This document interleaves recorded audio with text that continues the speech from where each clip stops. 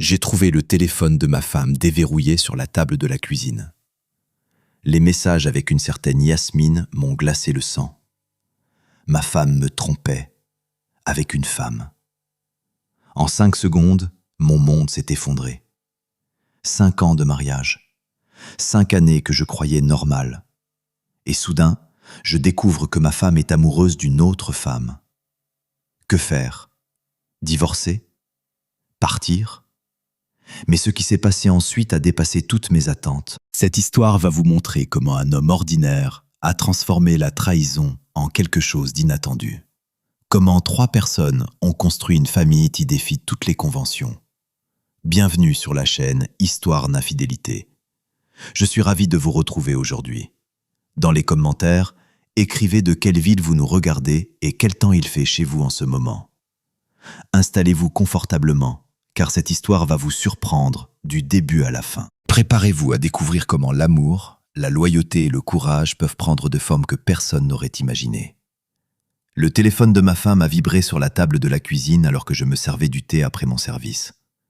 Diane était sous la douche et l'écran affichait une notification d'une certaine Yasmine avec des petits cœurs. D'ordinaire, je ne fouille pas dans les affaires d'autrui, mais quelque chose m'a piqué sous les côtes. Une sensation étrange, désagréable. J'ai fait glisser mon doigt sur l'écran. Je connaissais heureusement le code et j'ai ouvert la conversation. Ce que j'ai découvert a bouleversé mon monde en 5 secondes. Les messages étaient bien trop tendres, bien trop intimes. Cette Yasmine écrivait à ma femme des choses que s'écrivent des amoureux, et Diane répondait de même. Je me tenais au milieu de la cuisine de notre 2 pièces dans un immeuble des années 60, serrant le téléphone d'une autre et ne comprenant rien à ce qui se passait. Nous sommes mariés depuis 5 ans. 5 années normales, sans dispute majeure, avec le quotidien banal d'un travailleur ordinaire. Je suis mécanicien dans l'usine locale. Diane est comptable dans un cabinet. Une famille simple dans une ville de province de taille moyenne où tout le monde se connaît. Le bruit de l'eau dans la salle de bain s'est arrêté. J'ai rapidement reposé le téléphone à sa place, me suis assis à table avec mon thé, mais mes mains tremblaient. Diane est sortie en peignoir, les cheveux mouillés, m'a souri comme d'habitude. « Alors, ta journée s'est bien passée ?» demanda-t-elle en s'approchant de la table. « Ouais, comme d'habitude », marmonnai-je sans lever les yeux. Elle a pris son téléphone, a jeté un coup d'œil à l'écran, et j'ai remarqué comment, l'espace d'1 seconde, son visage a changé. Elle est devenue méfiante. Elle a rapidement tapé une réponse, a glissé le téléphone dans la poche de son peignoir. J'essayais de me comporter naturellement, mais à l'intérieur, tout bouillonnait. Qui est cette Yasmine? Une amante? Mais pourquoi un prénom féminin et des mots si étranges? Mon ami me manque. J'ai envie de te voir. J'avais vu dans la conversation des photos que Diane lui envoyait. Des selfies, des sourires, des clichés pris ensemble dans des cafés. La jalousie se mêlait à l'incompréhension et à la peur. Ma femme me trompe ou je comprends mal quelque chose? Le soir, nous avons dîné en silence. Diane a tenté plusieurs fois d'engager la conversation. « Tu es sûr que tout va bien ?» insista-t-elle en posant sa fourchette. Juste fatigué. Le chef m'a encore pris la tête aujourd'hui, mentis-je. Tu veux en parler? Non, ça va aller. Elle a hoché la tête, mais dans ses yeux, on lisait de l'inquiétude. Après le dîner, elle est restée longtemps sur son téléphone, souriant à l'écran, et cela me rendait fou. Je suis parti dans la chambre, j'ai allumé la télévision, mais je ne voyais pas ce qui passait. La nuit, je n'ai pas dormi. J'étais allongé à côté de ma femme, j'écoutais sa respiration, et je tournais en boucle les différentes options dans ma tête. Peut-être que c'est juste une amie, et je me monte la tête, mais ces mots, ces émoticônes, cette tendresse dans les messages, les amis ne s'écrivent pas comme ça.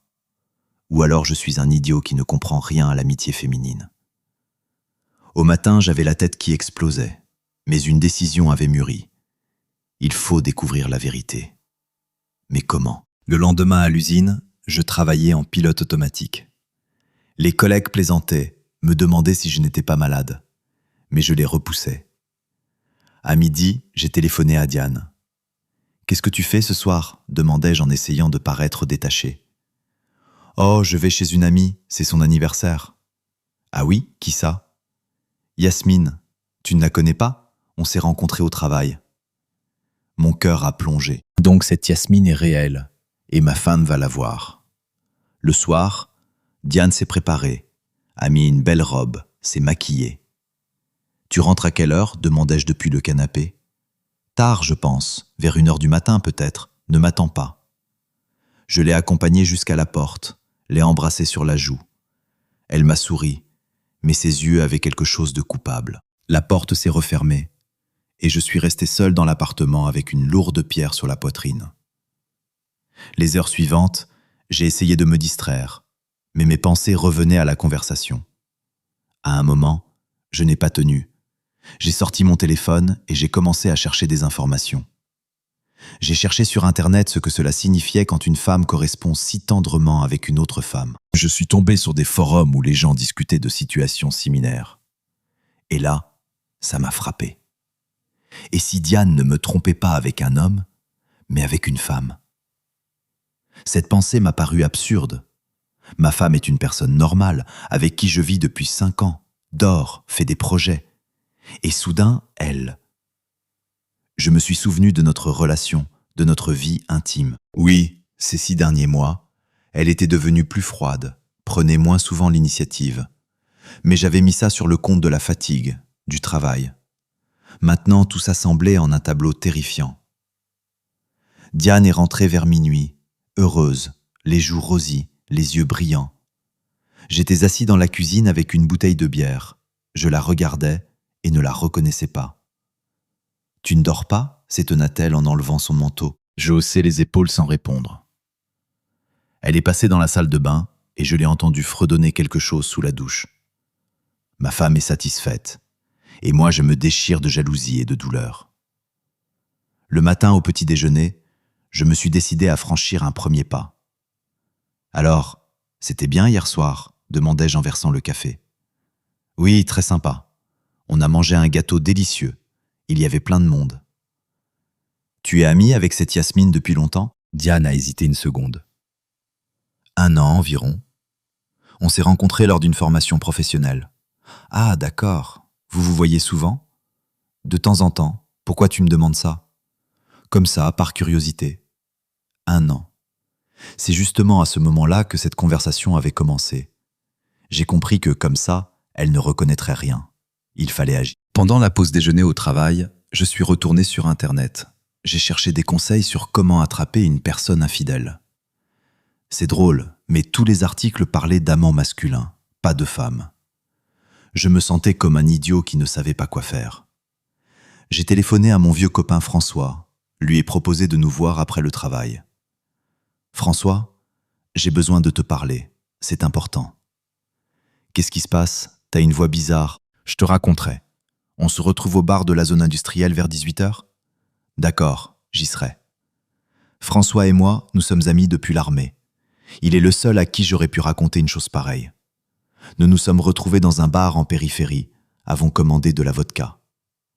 J'ai tout déballe. La conversation, les soupçons, cette Yasmine. François écoutait, puis est resté longtemps silencieux, faisant tourner son verre dans ses mains. « Écoute, ce genre de truc, ça arrive, finit-il par dire. J'ai déjà entendu des histoires comme ça. Mais faut pas que tu t'emballes. Parle-lui franchement. » Lui parler ? Et dire quoi ? J'ai fouillé dans ton téléphone et je t'ai grillé ? Ben, peut-être pas comme ça, mais oui, il faut crever l'abcès. Sinon tu vas devenir dingue. C'est facile à dire, parler. Je suis rentré tard, un peu ivre. Diane dormait. Je me suis allongé à côté d'elle. J'ai fixé le plafond et j'ai réfléchi à comment commencer cette conversation. Que dire ? J'ai vu tes messages. Tu me trompes avec une femme. Ça sonne comme du délire, mais continuer à vivre dans l'ignorance, je ne pouvais plus. Les jours suivants, je me suis transformé en paranoïaque, surveillant chaque geste de Diane, vérifiant le téléphone quand elle était distraite. La correspondance avec Yasmine se poursuivait, devenait de plus en plus explicite. Elle discutait de rencontres, partageait des photos, faisait des projets. Je lisais tout cela et je sentais tout se contracter de douleur à l'intérieur. Ma femme est amoureuse d'une autre femme. Diane a commencé à sortir plus souvent le soir, tantôt chez une amie, tantôt pour des cours, tantôt simplement se promener. Elle revenait toujours de bonne humeur, les joues rosies. Je me taisais, accumulant en moi cette rage et cette offense. Au travail, je me suis mise à m'en prendre à mes collègues. Le patron m'a fait une remarque. François téléphonait, demandait comment ça allait, mais je l'écartais. Je n'étais pas encore prêt pour le pas décisif. Un soir, je n'ai pas tenu. Diane s'apprêtait à sortir de nouveau et je lui ai demandé directement où elle allait. « Chez Yasmine, elle a besoin d'aide pour des travaux. »« Tu y vas souvent ces temps-ci, non ?» répondis-je sèchement. Diane s'est figée, s'est tournée vers moi. « Qu'est-ce que tu veux dire par là ?» Je n'ai pas répondu, je la regardais simplement. Elle a ri nerveusement. « Tu es jaloux de mon ami, c'est ridicule. » Mais dans ses yeux, j'ai vu passer la peur, je l'ai vue. Elle est partie, et je suis resté avec une certitude absolue. Il était temps de tout clarifier. J'ai attendu qu'elle rentre pour avoir cette conversation. Il était environ 23 heures. Diane est entrée dans l'appartement, fatiguée. J'étais assis sur le canapé, télévision éteinte, lumière tamisée. Elle m'a salué et passé à la cuisine. Je me suis levé et l'ai suivie. « Il faut qu'on parle, dis-je. » Elle s'est retournée.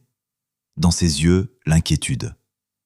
Elle s'est assise à table, a croisé les mains. J'ai sorti son téléphone, que j'avais pris avec moi le matin même quand elle l'avait oublié à la maison, l'ai posé devant elle. J'ai lu ta conversation avec Yasmine. Diane a pâli, a ouvert la bouche, mais n'a rien dit. J'ai vu défiler les émotions sur son visage, la peur, la culpabilité, le soulagement. Elle est restée longtemps silencieuse, puis a demandé « Depuis quand tu sais ?» « Environ une semaine. J'attendais que tu me le dises toi-même. » Diane s'est couvert le visage de ses mains. Ses épaules se sont mises à trembler. Je ne savais pas quoi faire, la consoler ou crier. Je me suis assis en face d'elle. J'ai attendu. Finalement, elle a relevé la tête, les yeux rouges, et a commencé à parler. Elle racontait de manière confuse, s'étouffant dans ses mots, qu'elle avait compris il y a 1 an, quand elle avait rencontré Yasmine, qu'au début elle pensait que c'était juste de l'amitié, mais qu'ensuite elle avait réalisé qu'elle ressentait pour elle quelque chose qu'elle n'avait jamais ressenti pour des hommes, qu'elle avait essayé de lutter, mais qu'elle n'avait pas pu, qu'elle m'aimait, mais comme un ami, comme un être cher, pas comme un homme, qu'elle ne voulait pas me blesser, c'est pourquoi elle se taisait. J'écoutais et je n'en croyais pas mes oreilles. Ma femme, 5 ans de mariage, la trahison. Elle s'est empressée d'expliquer qu'elle ne m'avait pas trompé intentionnellement, qu'elle ne le savait pas elle-même avant, que dans une ville de province, dans une famille traditionnelle, avec la pression sociale, elle ne se permettait tout simplement pas d'y penser. Et puis elle a rencontré Yasmine, et tout a changé. « Tu couches avec elle ?» demandai-je. Diane a hoché la tête en baissant les yeux, un couteau dans le cœur. Je me suis levé, j'ai fait les 100 pas dans la cuisine, j'ai donné un coup de pied dans une chaise. Diane a sursauté. Je ne criais pas, mais mes mains tremblaient de rage. Elle a essayé de dire quelque chose, mais je l'ai interrompue. J'ai besoin de temps pour réfléchir. J'ai pris ma veste et je suis sorti de l'appartement en claquant la porte. J'ai passé la nuit chez François. Il a ouvert la porte, a vu mon visage et m'a laissé entrer sans un mot. Il a sorti la vodka. Nous nous sommes assis dans la cuisine. J'ai tout raconté, sans ménager mes mots. François écoutait, hochait la tête, jurait doucement. Puis il a dit que ma situation était rare, mais qu'il avait entendu parler de cas similaires. Il m'a conseillé de ne pas agir précipitamment, de tout réfléchir à tête reposée. Mais comment réfléchir quand il y a un vide à l'intérieur? Je me sentais trahi, dupé. 5 ans de vie gâchés. Je travaillais, je portais le poids du quotidien, je rêvais d'enfants. Et pendant ce temps, elle tombait amoureuse d'une femme. François a rempli à nouveau nos verres. Le divorce, c'est pas la fin du monde. T'es jeune, tu trouveras quelqu'un d'autre. Mais je ne voulais pas quelqu'un d'autre. Je voulais ma femme, seulement qu'elle soit normale. Au matin, j'étais complètement ivre. François m'a installé sur le canapé, m'a couvert d'une couverture. Je sombrais dans un sommeil agité où Diane riait avec une femme inconnue, et moi je me tenais à l'écart, incapable de les atteindre. Je me suis réveillé avec une tête qui explosait et la nausée. François m'a donné des comprimés et de l'eau. Diane a appelé 10 fois. Elle pleurait au téléphone. J'ai allumé mon portable. 20 appels manqués. Une montagne de messages. Diane écrivait qu'elle ne voulait pas que ça se passe comme ça, qu'elle m'aimait, qu'elle était prête au divorce si je le voulais, mais qu'elle me suppliait de parler. Je n'ai pas répondu. François m'a proposé de rester chez lui encore, mais j'ai refusé. Il fallait rentrer, décider quelque chose. Je suis arrivé à la maison vers midi. Diane était assise dans la cuisine, pâle, les yeux gonflés. En me voyant, elle a bondi, s'est précipitée pour m'enlacer. Je me suis écarté. Elle s'est arrêtée, les bras ballants, s'est rassise. Je me suis assis en face d'elle. Nous sommes restés longtemps silencieux. Puis elle s'est remise à parler, essayant d'expliquer, de se justifier. Je ne veux pas détruire notre famille. J'ai proposé à Yasmine de garder notre relation secrète, mais elle insiste pour que ce soit ouvert. Elle veut te rencontrer, comprendre la situation. J'ai souri amèrement. Rencontrer le mari de sa maîtresse, original. Ce n'est pas ça. Yasmine n'est pas une maîtresse au sens habituel. C'est ma partenaire. Et qu'est-ce que tu veux au final? Le divorce? Vivre une double vie? Diane a avoué qu'elle ne savait pas, qu'elle était déchirée entre moi et Yasmine, qu'elle se sentait coupable envers nous deux, que j'étais important pour elle. On a vécu 5 ans. On a un appartement commun, une vie commune. Mais Yasmine, c'est un amour que je ne peux pas ignorer. J'ai besoin de temps. Je ne suis pas prêt ni au divorce, ni au pardon. Il faut que je réfléchisse. Diane a hoché la tête, a essuyé ses larmes. Je peux louer une chambre quelque temps, te laisser de l'espace. Non, reste ici, je vais gérer. Mais la semaine suivante, un lourd brouillard d'incompréhension s'est installé. Nous sommes devenus comme des colocataires. Nous nous saluions, discussion des questions pratiques. Mais il n'y avait plus d'intimité. Diane dormait sur le canapé-lit dans le salon, moi dans la chambre. Elle continuait à voir Yasmine, mais essayait de le faire discrètement. J'allais au travail, je rentrais, je buvais de la bière devant la télévision. La vie s'était transformée en une existence grise. Au bout d'une semaine, Diane a de nouveau abordé le sujet. Ça ne peut plus durer comme ça. On doit décider. Soit le divorce et le partage des biens, soit chercher un compromis. Quel compromis peut-il y avoir si tu es lesbienne et que tu aimes une autre? Elle a hésité, puis a lâché. Yasmine veut te rencontrer, te parler. Hors de question. Pourquoi je verrais cette femme qui a détruit mon mariage? Elle n'est pas coupable. Elle s'est juste trouvée là quand j'ai compris la vérité sur moi-même. Si ce n'avait pas été Yasmine, ça aurait été quelqu'un d'autre. Je ne veux perdre ni toi, ni elle. Je suis prête à chercher une solution. Je ne comprenais pas quelle solution elle envisageait. Vivre à 3, c'était absurde. Mais la curiosité l'a emporté. J'ai accepté la rencontre, ne serait-ce que pour voir cette Yasmine, comprendre qui elle était. Diane s'est réjouie, a dit qu'elle organiserait tout sur terrain neutre. J'ai hoché la tête. À l'intérieur, la colère bouillonnait, mais aussi un étrange pressentiment. Quelque chose devait changer. La rencontre a été fixée dans un café sur la place centrale. Je suis arrivé le premier, me suis assis à une table près de la fenêtre et commandé un café. Mes mains transpiraient, mon cœur battait comme avant une bagarre. 10 minutes plus tard, Diane est apparue, accompagnée d'une femme d'environ 30 ans, grande, élancée, avec des cheveux noirs courts et un visage ouvert. Yasmine. Elles se sont approchées de la table. Je me suis levé, ne sachant pas comment me comporter. Yasmine a tendu la main, s'est présentée d'une voix calme. J'ai serré sa main et senti une poignée ferme. Nous nous sommes assis tous les trois. Le serveur leur a apporté du thé. Un silence gênant s'est installé. Diane tripotait nerveusement une serviette. Yasmine me regardait attentivement, d'un air scrutateur. J'ai rompu le silence le premier.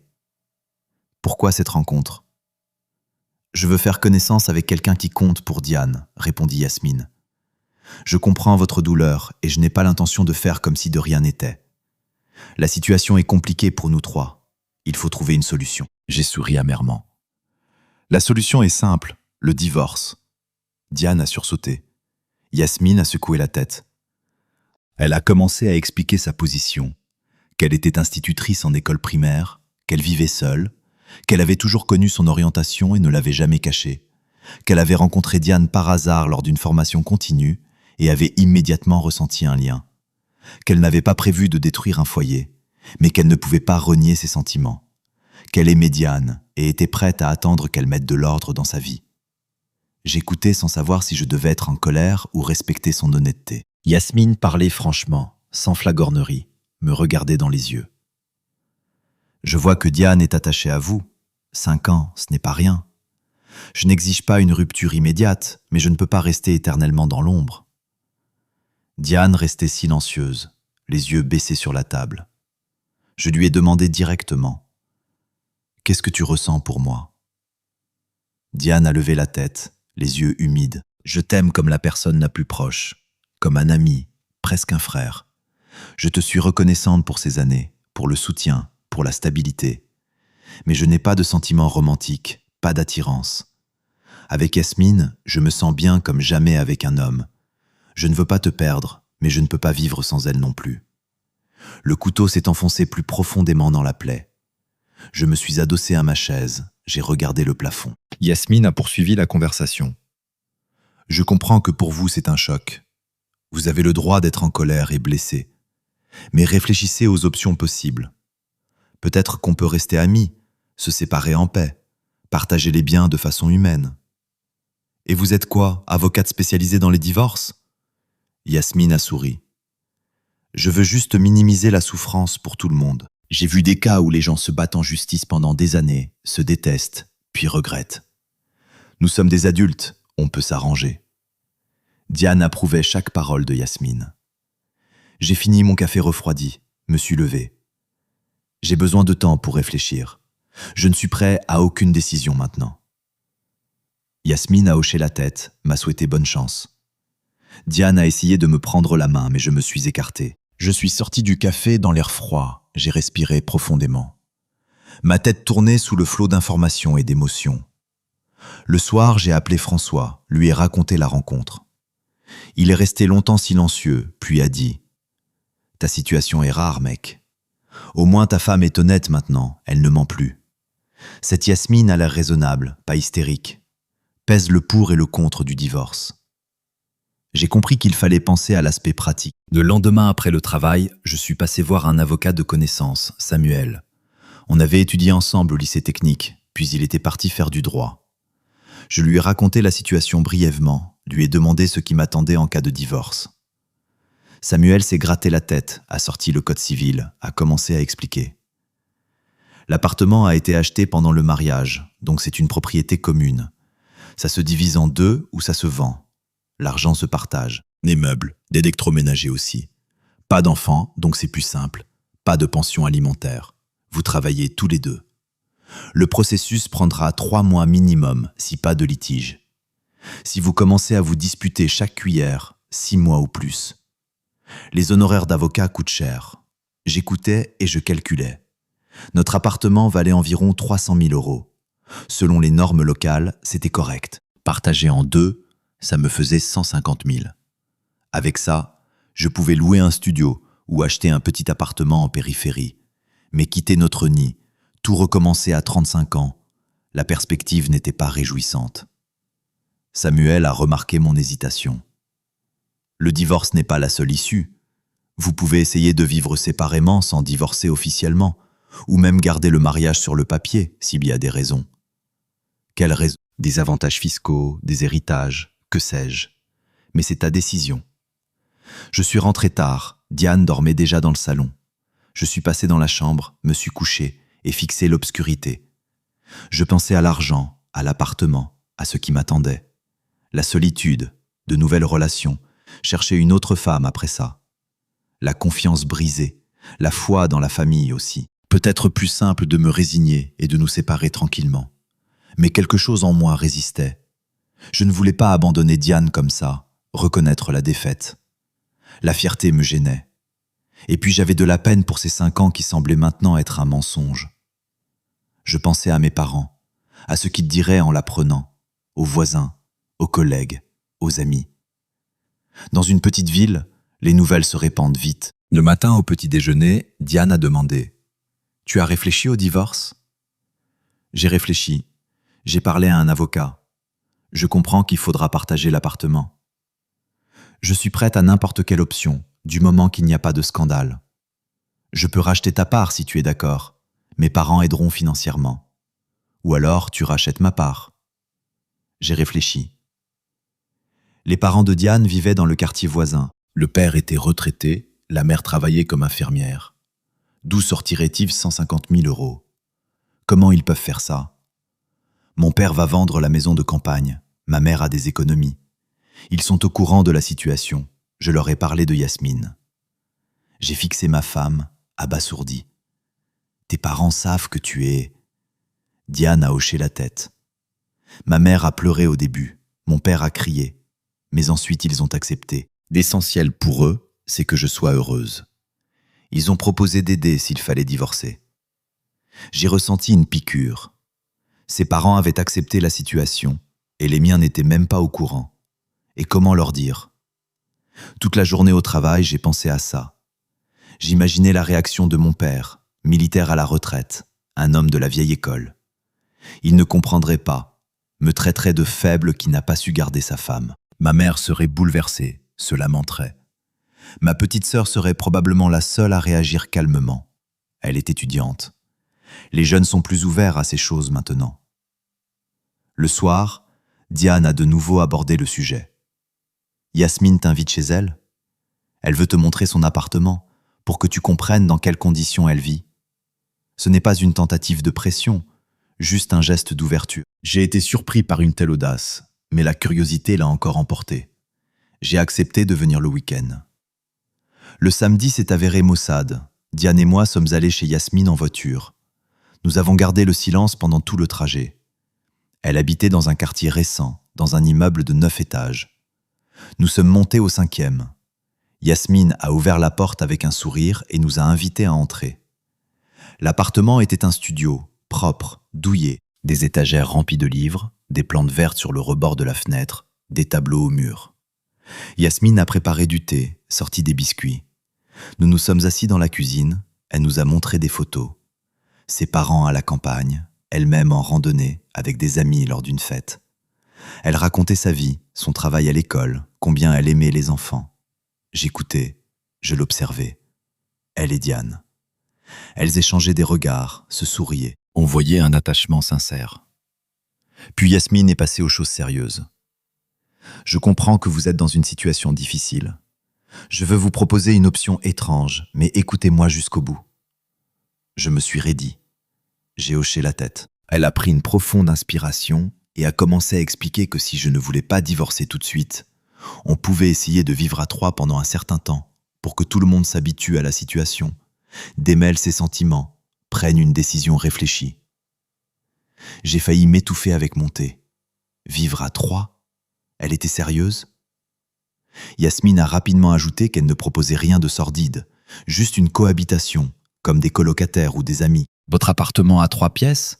Non, un 2 pièces, a précisé Diane. Mais grand, on peut délimiter l'espace. Yasmine a continué. Je peux emménager chez vous pendant un moment, sous-louer mon appartement. Ça générerait de l'argent supplémentaire. Je me taisais, digérant ce que j'entendais. C'était absurde. Vivre sous le même toit que ma femme et sa maîtresse. Mais Yasmine expliquait patiemment la logique, qu'ainsi nous pourrions comprendre si une coexistence amicale était possible, que le divorce était un stress, des pertes financières, des conflits, que peut-être nous trouverions un compromis qui conviendrait à tous. Diane a soutenu l'idée. C'est temporaire, 2 ou 3 mois. Si ça ne marche pas, on se sépare sans rancune.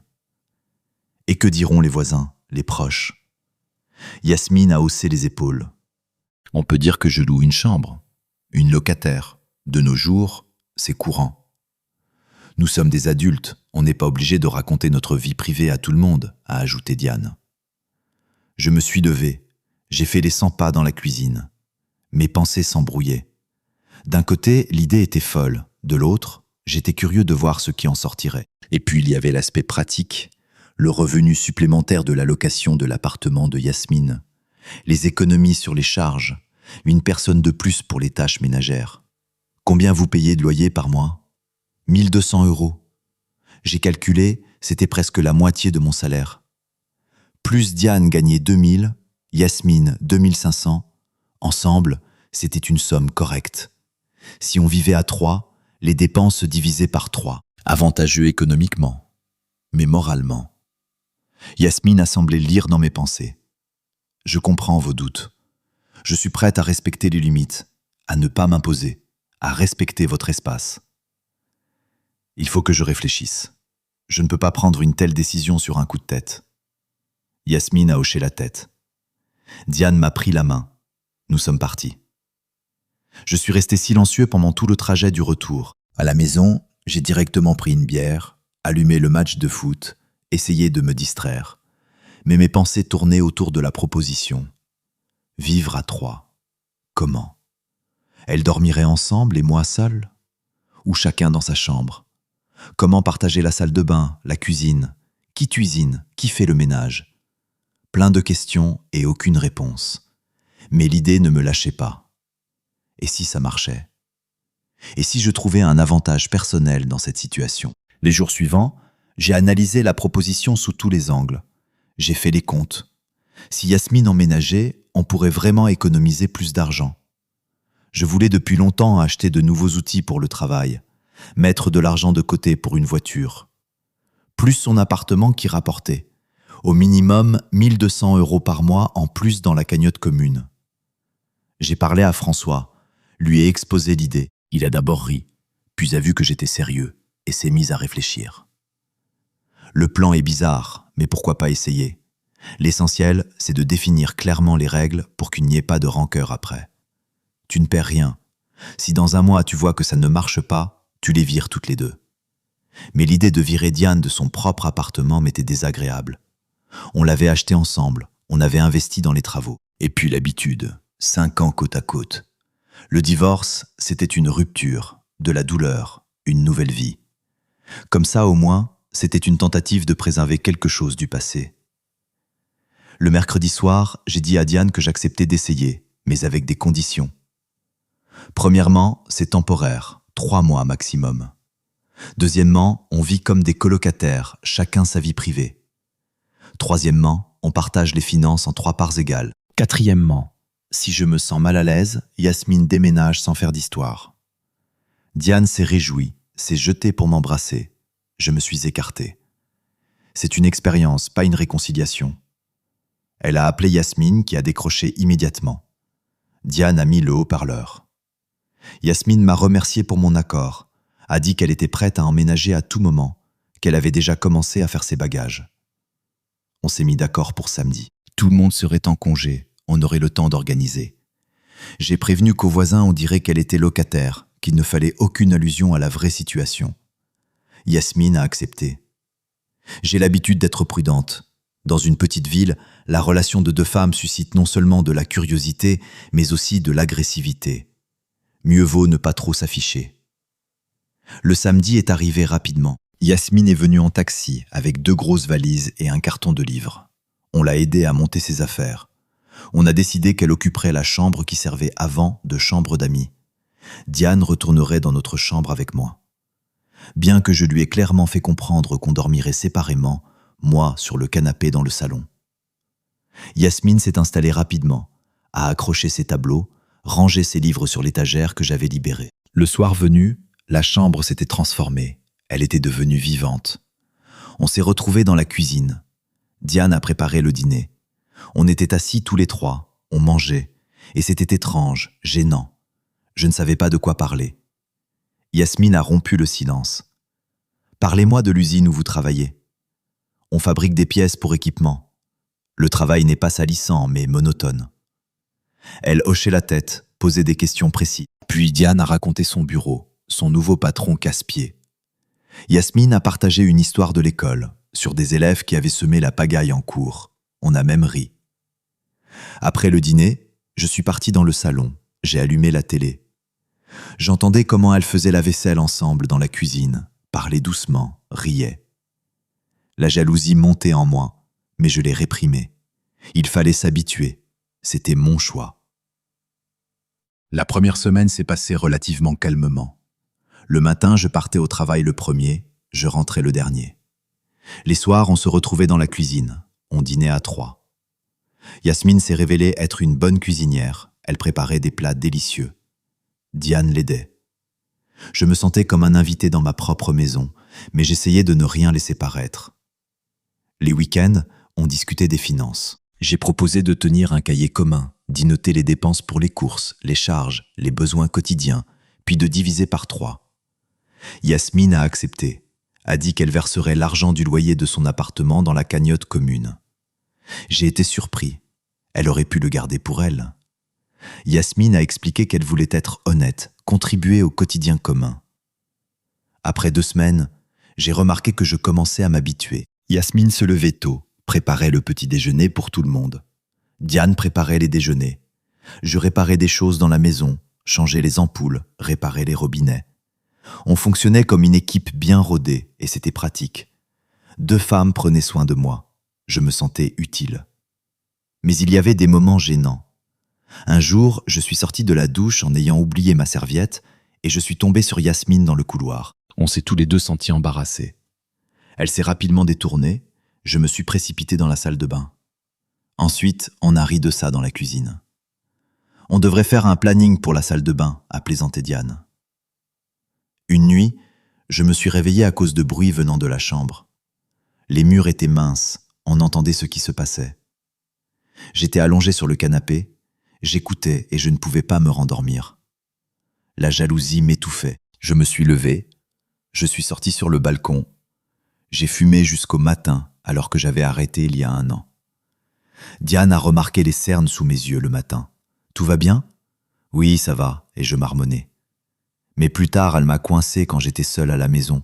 Yasmine était partie chez ses parents pour le week-end. On était assis dans la cuisine et Diane m'a demandé directement « Tu nous as entendus cette nuit ?» J'ai hoché la tête sans la regarder. Elle s'est excusée. « Je n'avais pas pensé que les murs étaient si fins. On fera plus attention. C'est votre affaire, pas la mienne. » Elle s'est tue, puis a demandé prudemment « Tu regrettes ta décision ?» J'ai répondu honnêtement que je ne savais pas. Que d'un côté c'était pratique, la maison en ordre, les finances plus stables, je n'étais pas seul, mais de l'autre, je me sentais de trop, qu'elles étaient un couple et moi le 3e. Ce n'est pas vrai.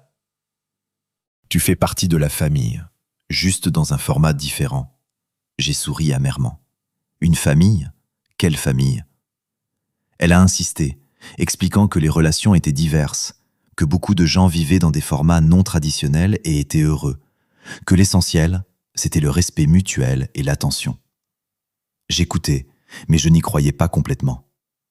Après 1 mois de vie commune, le premier conflit sérieux est survenu. La voisine, Madame Dupont, amatrice de ragots, avait surpris Yasmine et Diane qui s'embrassaient dans l'escalier. Le soir, elle a frappé à ma porte, a commencé à insinuer que j'avais d'étranges locataires, que les filles bien ne se comportaient pas comme ça, que je devais faire attention. Je lui ai poliment mais fermement demandé de ne pas se mêler de la vie des autres. Madame Dupont s'est vexée et partit la mine renfrognée. Mais j'ai compris que les ragots commençaient. Le lendemain au travail, un collègue, Robin, m'a demandé avec un sourire en coin « C'est vrai que tu vis avec 2 femmes ? Comment tu sais ça ? Ma mère est amie avec ta voisine. » J'ai compris que dans une petite ville, tout se répandait vite. L'une est ma femme, l'autre est locataire, n'invente pas de trucs. Il a ricané, a commencé à plaisanter sur le harem. J'ai serré les dents, n'ai pas répondu, mais toute la journée j'ai senti des regards curieux sur moi. Le soir, j'ai raconté ça à la maison. Diane était contrariée, Yasmine fronçait les sourcils. On a discuté de la situation. Yasmine a proposé de parler à la voisine, d'expliquer qu'elle louait une chambre, tout était officiel. J'ai accepté, mais j'ai prévenu que Madame Dupont était mauvaise langue, qu'elle pourrait en rajouter. Le lendemain, Yasmine a elle-même frappé chez la voisine. Elles ont parlé longtemps. Yasmine m'a raconté après. Elle s'était présentée comme institutrice, louant une chambre pour économiser. Elle avait dit que Diane et elle étaient amies, qu'elles avaient étudié ensemble, c'est pourquoi elles étaient proches. Madame Dupont avait semblé la croire, mais il restait de la suspicion dans ses yeux. Les ragots ne se sont pas arrêtés. Une semaine plus tard, à l'usine, le patron m'a convoqué dans son bureau. « C'est quoi cette histoire avec 2 femmes dans ton appartement ? J'ai expliqué la version officielle. Ma femme est une locataire. Le patron, Mathieu, un homme d'une 50aine d'années, m'a regardé attentivement, puis a dit « Je me fiche de savoir avec qui tu vis. L'important, c'est que le travail n'en souffre pas. Et si des collègues t'embêtent, qu'ils viennent me voir. » J'étais reconnaissant pour ce soutien. Mathieu était un type bien. Il travaillait à l'usine depuis 30 ans. Il en avait vu de toutes les couleurs. Il m'a tapé sur l'épaule. La vie, c'est compliqué. Chacun décide comment il veut vivre. Je suis sorti du bureau soulagé, mais un mois plus tard, pire est arrivé. Mes parents sont venus à l'improviste, sans prévenir. Ils ont sonné dimanche matin. J'ai ouvert, ensommeillé, en survêtement. Mon père et ma mère se tenaient là avec des sacs, souriants. Ils étaient venus prendre de mes nouvelles et avaient apporté des confitures de grand-mère. Je les ai laissés entrer dans le couloir, essayant frénétiquement de réfléchir à ce que je devais faire. Diane est sortie de la chambre, les a salués, puis Yasmine est sortie de la chambre d'amis en peignoir, encore endormie, a vu les invités, s'est figée. Ma mère l'a fixée, mon père a froncé les sourcils. Voici Yasmine, elle loue une chambre chez nous. Ma mère m'a regardé avec méfiance, puis Yasmine, puis Diane. Mon père est passé silencieusement dans la cuisine, a posé les sacs. On est tous restés dans un silence gênant. Puis ma mère a demandé si elle pouvait me parler en privé. J'ai hoché la tête. On est sorti sur le balcon. Qu'est-ce qui se passe? Pourquoi une femme étrangère vit chez vous? Pourquoi Diane a l'air coupable? Pourquoi cette atmosphère tendue? J'ai essayé d'expliquer la version officielle, mais ma mère n'était pas dupe. Elle avait vécu 35 ans avec moi. Elle sentait quand je mentais. J'ai capitulé. J'ai raconté la vérité, que Diane était avec une femme, que Yasmine était sa partenaire, qu'on essayait de vivre à 3 pour éviter le divorce. Ma mère a pâli, s'est accrochée à la rambarde du balcon. J'ai vu ses mains trembler. Elle s'est tue, puis a demandé doucement « Comment c'est arrivé ?» J'ai haussé les épaules. La vie. Elle est retournée dans l'appartement, a fait signe à mon père d'un geste. Ils sont sortis tous les deux sur le balcon, ont fermé la porte. J'entendais à travers la vitre des voix étouffées. Mon père criait, ma mère pleurait. Diane et Yasmine étaient assises dans la cuisine, pâles. Je me suis assis avec elles. On se taisait. Au bout d'une demi-heure, mes parents sont sortis. Mon père s'est approché de moi, le visage rouge. « Tu as déshonoré la famille. Tu vis dans le péché. Tu encourages la perversion. Tu dois virer ces deux-là et recommencer ta vie. » Ma mère pleurait, me suppliait de revenir à la raison. Je me suis levé, j'ai regardé mon père dans les yeux. C'est ma vie, ma décision. Je suis adulte et je vais me débrouiller. Je ne vous demande pas votre approbation, mais je vous demande de respecter mon choix. Mon père s'est mis encore plus en colère, m'a traité de faible qui ne pouvait pas tenir sa femme. J'ai senti la rage bouillonner en moi.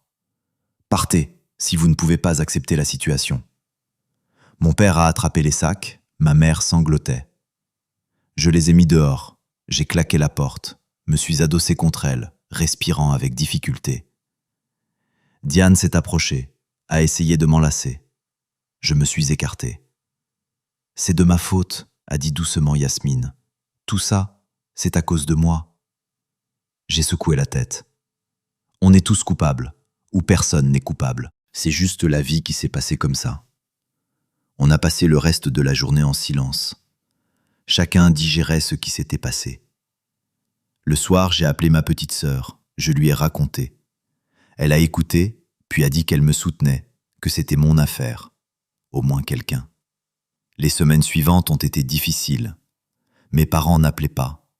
Je ne les appelais pas non plus. Ma sœur Chloé écrivait parfois, demandait comment j'allais, me soutenait. Mais à l'intérieur, il y avait quand même un vide.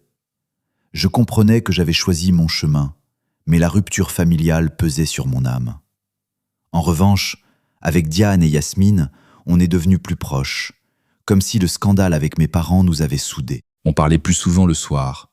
On discutait non seulement du quotidien, mais de la vie. Yasmine racontait son enfance à la campagne. Comment à 16 ans, elle avait compris qu'elle était différente des autres filles. Comment elle avait eu peur d'avouer à ses parents. comment elle était partie étudier en ville et y avait trouvé sa liberté. Diane s'ouvrait aussi, disait qu'elle s'était toujours sentie mal à l'aise dans les relations avec les hommes, qu'avant moi elle était sortie avec 2 hommes et que les 2 fois quelque chose clochait, qu'avec moi c'était plus facile parce que je ne la pressais pas, n'exigeais pas la passion qu'elle ne pouvait pas donner, que notre mariage avait été pour elle un refuge contre la solitude, mais pas une vraie intimité. J'écoutais et j'acceptais progressivement cette vérité. C'était douloureux, mais compréhensible. Diane et moi, on était vraiment plus des amis que des amants. Je me souvenais de notre vie intime. Elle n'avait jamais été passionnée, plutôt mécanique. Je mettais ça sur le compte de la fatigue, du quotidien, mais en fait, elle ne pouvait simplement pas faire autrement. La situation financière s'était nettement améliorée. L'argent du loyer de l'appartement de Yasmine aidait vraiment. On économisait chaque mois environ 1 000 € pour les besoins communs. Je m'étais acheté un nouveau poste à souder pour des petits boulots. J'en rêvais depuis longtemps. Diane avait renouvelé sa garde-robe. Yasmine s'était inscrite à des cours d'anglais. Elle voulait améliorer ses qualifications. Les week-ends, on sortait parfois tous les 3 quelque part, au cinéma, dans un café en périphérie, là où personne ne nous connaissait. C'était étrange, mais agréable. 2 femmes à mes côtés, moi entre elles. Les gens se retournaient, mais j'avais cessé d'y prêter attention. Diane et Yasmine se tenaient par la main. Je marchais à côté. On ressemblait à un groupe d'amis bizarres. Un jour, dans un café, un type ivre s'est assis à notre table, a commencé à draguer Yasmine lourdement, disait des obscénités, lui touchait l'épaule. Je me suis levé. Dégage. Il a commencé à faire n'important, disant que les filles étaient sans surveillance. Elles sont avec moi. Il a ri. Les 2 sont à toi ou quoi? Je l'ai frappé 1 fois à la mâchoire. Il est tombé de sa chaise. On nous a mis dehors du café, mais je m'en fichais. Mes phalanges me faisaient mal, mais j'avais l'âme légère. Diane et Yasmine me regardaient avec gratitude. Personne ne m'avait jamais défendu comme ça, a dit Yasmine. J'aime pas les connards, c'est tout, et je grommelais. Mais à l'intérieur, je ressentais de la fierté. J'avais protégé mes femmes. Au travail, Robin m'a encore embêté avec ses questions. Alors, c'est comment de vivre avec 2 femmes? Tu t'ennuies pas tout seul? Je n'ai pas tenu.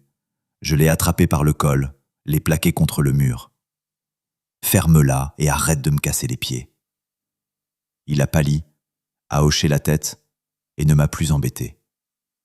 Mais le lendemain, le contremaître m'a convoqué, a dit que les bagarres sur le lieu de travail étaient inadmissibles, qu'il pouvait me virer. J'ai expliqué la situation. Robin me harcelait, je l'ai juste remis à sa place. Le contremaître a soupiré. Je comprends, mais que ce soit la dernière fois. Tu as une bonne réputation ici, ne la gâche pas. J'ai promis. Le soir, j'ai raconté à la maison. Yasmine s'est inquiétée. Tu vas avoir des problèmes à cause de moi? Non, tout va bien. Il faut juste que je me contrôle. Diane a proposé de célébrer mon geste protecteur, a préparé un bon dîner. On s'est assis tous les 3, on a bu du vin. C'était une soirée rare et paisible. Puis Yasmine a proposé de discuter des règles de vie commune plus en détail. On vivait encore de façon désordonnée, sans accord clair. Elle a sorti un carnet, a commencé à noter qui cuisine et quand, qui fait le ménage, comment on partage les dépenses, comment on passe notre temps libre. On a parlé jusqu'à minuit. Il s'est avéré que chacun voulait son espace. J'ai demandé que le salon soit mon territoire le soir. C'est là que je regarde la télé, que je me détends. Diane et Yasmine ont accepté. Ont demandé en échange de ne pas faire de bruit dans la chambre la nuit si je ne dormais pas. J'ai hoché la tête, même si c'était douloureux. On a parlé des finances. On a décidé de tenir un cahier de dépenses commun en version électronique via une application. Chacun verse sa part. Tout est transparent. Yasmine a proposé d'ouvrir un compte commun à la banque, mais j'ai refusé. Trop officiel, ça lit trop. Pour l'instant, on se débrouille en liquide. On a parlé de l'avenir. Yasmine a prudemment demandé « Tu penses toujours au divorce ?» J'ai honnêtement répondu que je ne savais pas, que je m'étais habitué à cette vie, qu'elle me plaisait même en quelque sorte, mais que c'était étrange, pas ce dont j'avais rêvé. « De quoi tu rêvais ?» a demandé Diane. J'ai haussé les épaules. Une famille normale, des enfants, un chien, une maison de campagne. Yasmine a réfléchi, puis a dit Des enfants. C'est peut-être possible même dans notre situation. On y a pensé avec Diane. J'ai été surpris. Comment ? Elle a expliqué qu'il y avait le don de sperme, l'insémination artificielle, qu'elle avait toujours voulu un enfant, mais pas avec un homme, que si j'étais d'accord, elle pourrait avoir un bébé et qu'on l'élèverait à 3. J'étais abasourdi par cette proposition. Un enfant dans cette famille étrange. Mais Yasmine parlait de façon convaincante, qu'un enfant avait besoin d'amour, d'attention, de stabilité, qu'on avait tout ça, que juridiquement, on pouvait faire en sorte que je sois le père sur les papiers si je voulais, que ce ne serait pas maintenant, mais dans 1 an ou 1 an et demi. Diane a soutenu l'idée. Je rêve aussi d'un enfant. On en avait parlé avant que tu saches la vérité. On prévoyait d'avoir un bébé ensemble. J'ai ressenti une pointe de jalousie. Elle planifiait un avenir sans moi. Mais Yasmine a rapidement ajouté « Maintenant tout a changé. On veut t'inclure dans ces projets. » J'ai besoin de temps pour réfléchir. C'est une étape sérieuse, pas une blague. Un enfant change tout. Elles ont accepté, n'ont pas insisté. On est allé se coucher. Mais je me suis tourné et retourné longtemps sur le canapé. Un enfant. J'avais toujours voulu des enfants, mais je pensais que ce serait dans une famille normale. Et là, quoi ? 2 mamans et un papa. Comment expliquer ça à l'enfant plus tard ? Le matin, je suis allé à l'usine, la tête lourde. Toute la journée, j'ai pensé à la proposition. Pendant la pause déjeuner, j'ai appelé François, lui ai raconté. Il est resté longtemps silencieux, puis a demandé « Tu es sûr de vouloir te lier encore plus à cette situation ? Un enfant, c'est une responsabilité pour 20 ans minimum. Si dans 1 an tu décides de partir, ce sera compliqué. » Je comprenais sa logique, mais à l'intérieur, quelque chose d'autre remuait. L'envie d'être père, d'avoir un héritier. L'envie de créer quelque chose de réel à partir de cette union étrange. Le soir, je suis rentré déterminé. Je me suis assis avec Diane et Yasmine dans la cuisine. Je suis d'accord pour discuter du sujet de l'enfant plus en détail. Mais dans 6 mois minimum, quand on sera sûr que ça marche. Elles se sont réjouies. Diane a même pleuré. Yasmine l'a enlacée, puis m'a enlacé aussi, de façon inattendue. Je me suis raidi, mais ne me suis pas écarté. C'était étrange d'être dans les bras de la maîtresse de ma femme, mais aussi agréable. La chaleur d'un corps de femme, l'odeur du parfum. Je me suis écarté le premier, me suis raclé la gorge. Je vais prendre une douche. Sous les jets d'eau, je pensais à combien ma vie avait changé. Il y a 6 mois, j'étais un type ordinaire, avec une femme, un travail, une routine stable. Maintenant, je vis avec 2 femmes, l'une est ma femme, l'autre sa partenaire. On discute d'avoir des enfants ensemble. C'est de la folie, mais bizarrement, je me sens bien. Je suis sorti de la douche, suis passé dans le salon et allumé la télé. Diane et Yasmine étaient dans la chambre, parlaient de quelque chose. J'entendais leur rire. J'ai souri. Oui, c'est étrange. Oui, la société ne comprendra pas, mais je suis à l'aise. 2 femmes prennent soin de moi. La maison est en ordre. Les finances sont stables. Qu'est-ce qu'un homme a besoin de plus ? Le calme n'a pas duré longtemps.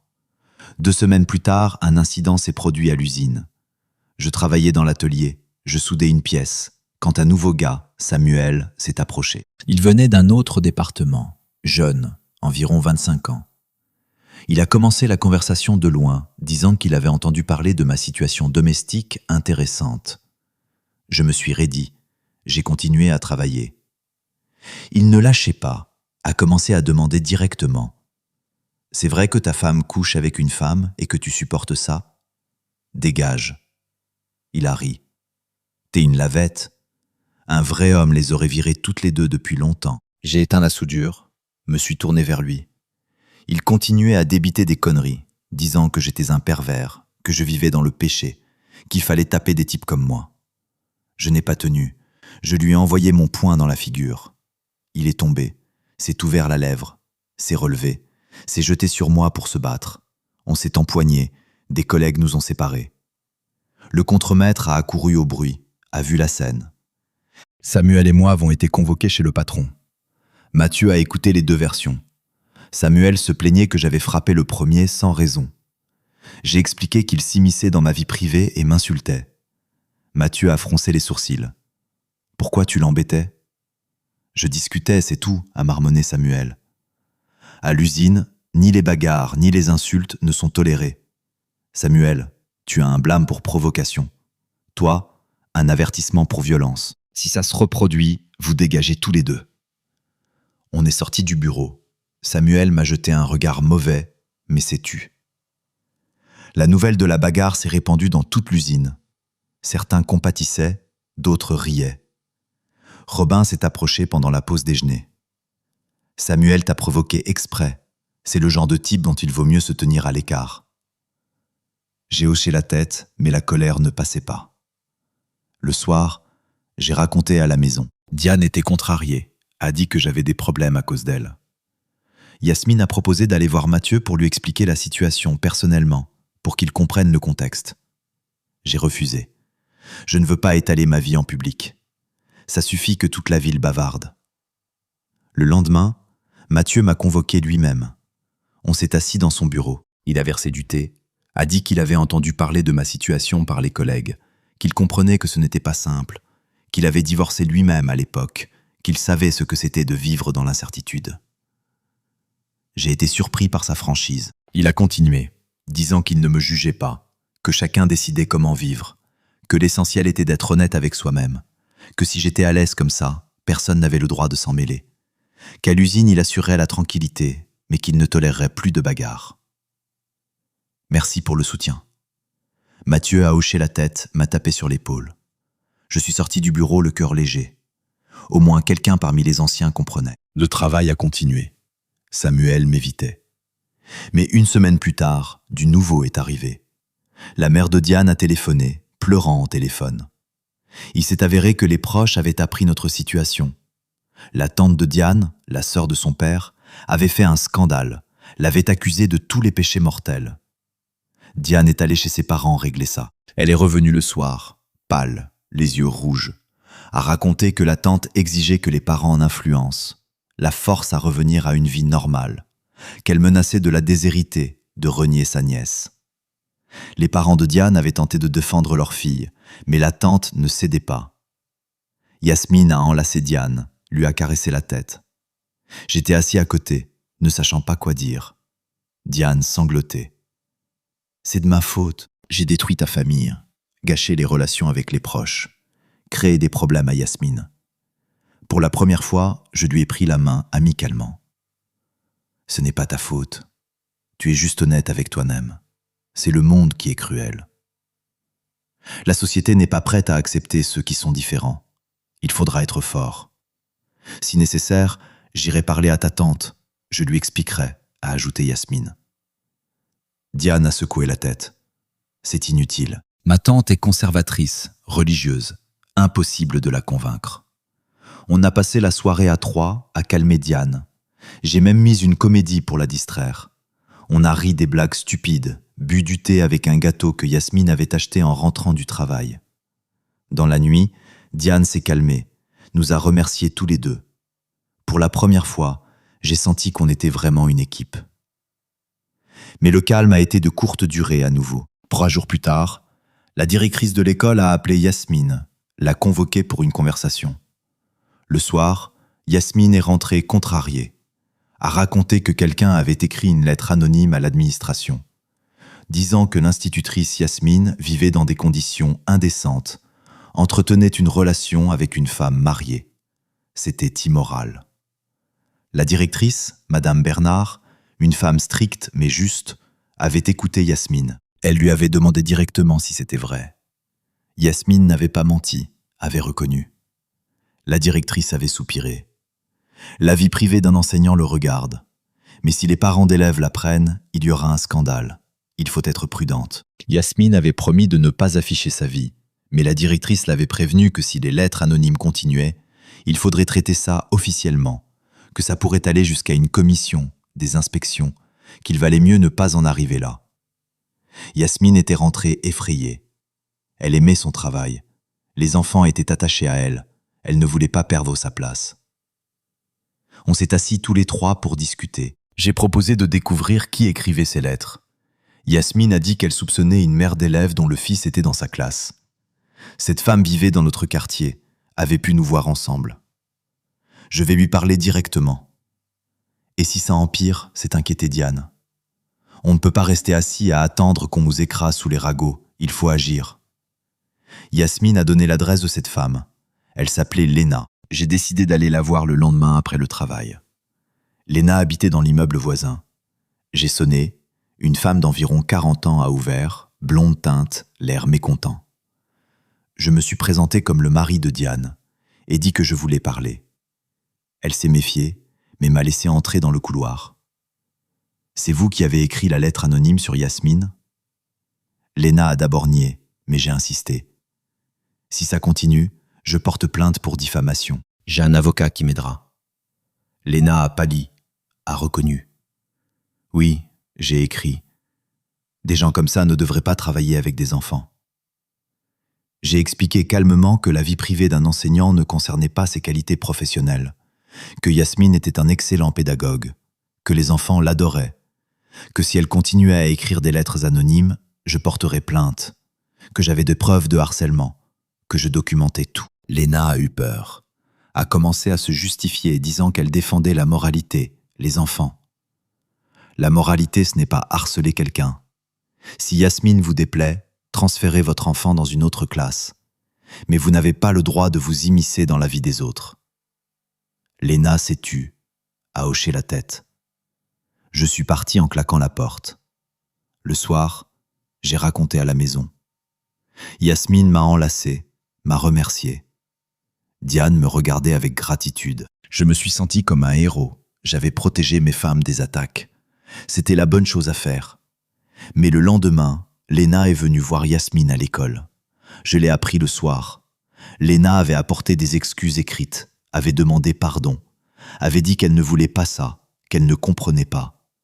Yasmine avait accepté les excuses, mais les relations restaient tendues. Les lettres anonymes s'étaient arrêtées, c'était l'essentiel. On a respiré avec soulagement. Mais je comprenais que ce n'était pas fini. La ville était petite, les gens méchants. Il y aurait d'autres tentatives pour nous atteindre. Il fallait être prêt. J'ai commencé à étudier les lois, à lire sur Internet sur la protection contre la diffamation, sur les droits de l'homme. La compétence juridique est devenue mon arme. Le mois suivant s'est passé relativement calmement. Les lettres anonymes avaient cessé. Au travail, on me laissait tranquille. Mes parents se taisaient. Diane, Yasmine et moi, on était entrés dans une sorte de rythme. Les soirs, on se retrouvait dans la cuisine, on discutait de la journée, on planifiait les week-ends. J'ai remarqué que je commençais à percevoir ça comme normal. Yasmine s'est avérée être une interlocutrice intéressante. Elle lisait beaucoup, racontait des livres, partageait ses impressions de travail. Les histoires sur les élèves étaient drôles. Comment un garçon avait apporté une couleuvre en classe. Comment une fille avait confondu les mots dans sa rédaction. J'écoutais et je riais. Diane ajoutait ses histoires du travail, sur son patron tyrannique, sur une collègue qui était toujours en retard. On commençait à ressembler à une famille ordinaire, juste pas tout à fait ordinaire. Les samedis, j'allais au marché automobile. J'achetais des pièces pour la voiture que je comptais acheter. J'économisais depuis 6 mois. Diane et Yasmine allaient au centre commercial, choisissaient des vêtements, se promenaient en ville. Les dimanches, on faisait tous le ménage ensemble dans l'appartement, puis on préparait un grand déjeuner. Un soir, alors qu'on était assis dans la cuisine, Yasmine a soulevé le sujet de vacances communes. Elle a proposé de partir à 3 quelque part à la mer, en Turquie ou en Égypte. Diane s'est réjouie de l'idée. J'ai réfléchi. Partir à 3, comment ça serait perçu? Yasmine a expliqué qu'on louerait une chambre à 2 pièces, qu'on serait comme des amis ou des parents, que personne ne saurait. J'ai fait les comptes. À 3, ça coûterait moins cher qu'individuellement. Les forfaits pour 2 coûtent cher, mais à 3, avec une chambre commune, on pouvait trouver une option correcte. J'ai accepté d'essayer. On a commencé à chercher des options sur Internet, à choisir l'hôtel, les dates. C'était étrange mais excitant de planifier des vacances à 3. Une semaine plus tard, on a trouvé un voyage adapté en Turquie pour 10 jours. On a réservé, versé un acompte. J'étais nerveux de voir comment ça serait, mais j'anticipais aussi. Ça faisait longtemps que je n'étais pas allé à la mer. Le travail m'avait épuisé. Diane rayonnait de bonheur. Yasmine faisait des plans où on irait, ce qu'on verrait. Mais 2 semaines avant le départ, l'inattendu est arrivé. Ma sœur Chloé a téléphoné, a dit que maman était à l'hôpital. Le cœur avait lâché, elle était en cardiologie. Rien de critique, mais les médecins lui avaient dit de faire attention. Papa était à côté d'elle, mais très inquiet. Chloé a insinué que ce serait bien si je venais. J'étais déchiré. D'un côté, maman était malade, il fallait venir. De l'autre, mes parents m'avaient renié, m'avaient chassé. Comment y aller maintenant? Diane a entendu la conversation et s'est approchée. Il faut y aller, c'est ta mère. Les rancunes s'oublient devant la maladie. La famille est plus importante que la fierté, a soutenu Yasmine. Je suis parti le lendemain. J'ai pris un congé au travail. J'ai pris le bus. Mes parents habitent dans la ville voisine, 2 heures de trajet. Tout le chemin, je me suis demandé ce que je dirais à mon père, comment il réagirait. Je suis arrivé à midi. Je suis allé à l'hôpital. Maman était dans une chambre à 3 lits, pâle, avec une perfusion. En me voyant, ses yeux se sont remplis de larmes. Je me suis approché, lui ai pris la main. Elle a murmuré qu'elle était contente de me voir, qu'elle pensait ne plus me revoir. Tout ira bien, les médecins vont t'aider. Elle a hoché la tête, a serré ma main. À côté était assis mon père, vieilli, le visage fatigué. On est sorti dans le couloir, on est resté silencieux.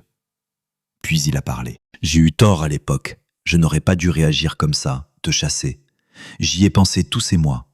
Ta mère souffre, pleure la nuit, se sent coupable. Quand ils l'ont emmenée à l'hôpital, j'ai compris. La vie est courte, on ne peut pas la gaspiller dans les rancœurs. J'écoutais, une boule me montait à la gorge. Mon père a continué, disant qu'il ne comprenait pas mon choix, ne l'approuvait pas, mais reconnaissait mon droit de vivre comme je voulais, que l'essentiel était que je sois heureux, que maman et lui m'aimaient malgré tout. J'ai hoché la tête, je ne pouvais pas parler. Mon père m'a serré dans ses bras, je l'ai enlacé en retour. J'ai passé toute la journée à l'hôpital. Maman racontait les voisines de chambre, les médecins. J'écoutais, je lui tenais la main. Le soir, Chloé est venue avec son mari et leur petite fille. Ma nièce s'est jetée dans mes bras, je l'ai soulevée. Maman souriait en nous regardant. Papa était assis à côté, silencieux, mais il y avait de la chaleur dans ses yeux. Avant de partir, maman a demandé « Diane et Yasmine, elles vont bien?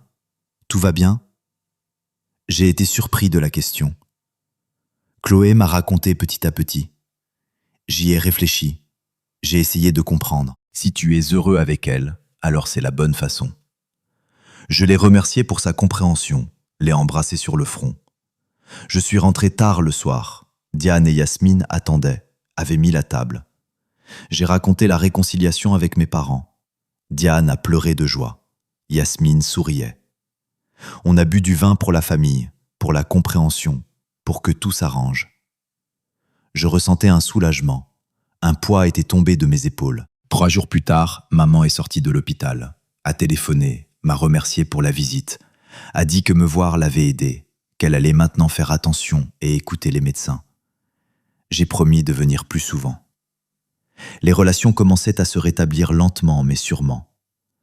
1 semaine avant les vacances, Yasmine a de nouveau soulevé le sujet de l'enfant. On était assis dans la cuisine après le dîner. J'y ai pensé. Je suis prête à commencer le processus d'insémination artificielle, si tu n'es pas contre.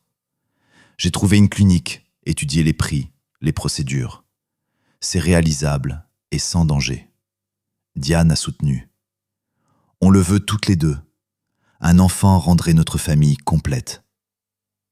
Je me taisais, digérant l'information.